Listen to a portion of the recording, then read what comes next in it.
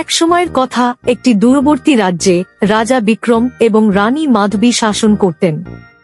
তাদের রাজ্য ছিল সমৃদ্ধ এবং শান্তিপূর্ণ, কিন্তু তাদের একটি বড় দুঃখ ছিল, তাদের কোনো সন্তান ছিল না।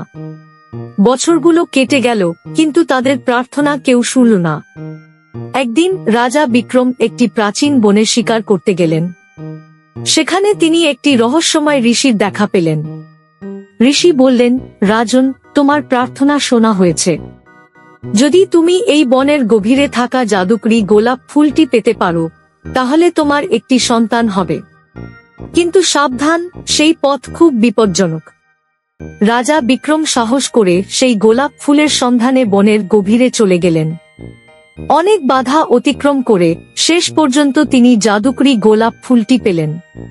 তিনি ফুলটি নিয়ে রাজ্যে ফিরে এলেন এবং রানী মাধবীকে দিলেন। কিছুদিন পর রানী মাধবী গর্ভবতী হলেন এবং একটি সুন্দর শিশুকন্যার জন্ম দিলেন। তারা তার নাম রাখলেন রাজকুমারী রূপালী। রাজকুমারী রূপালী বড় হতে লাগলেন, কিন্তু তার সাথে একটি অদ্ভুত ঘটনা ঘটল। যখনই সে কাঁদত, তার চোখ থেকে মুক্তোর মতো ফোঁটা পড়ত। এই রহস্যময় ঘটনা সারা রাজ্যে ছড়িয়ে পড়ল। একদিন একটি দুষ্ট জাদুকর এই খবর শুনে রাজকুমারীকে অপহরণ করে নিয়ে গেল।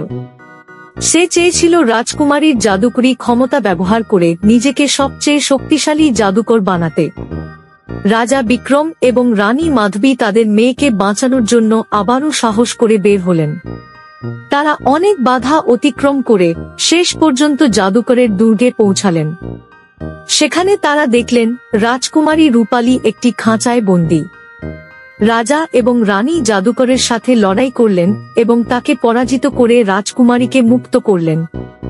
রাজকুমারী রূপালী তার বাবা মায়ের কাছে ফিরে এলেন এবং তারা সবাই মিলে সুখে শান্তিতে থাকতে লাগলেন।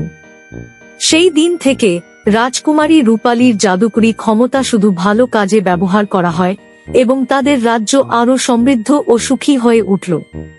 এই গল্পটি আমাদের শেখায় যে সাহস এবং ভালোবাসা দিয়ে কোনো বাধাই অতিক্রম করা যায়। Subscribe to our channel.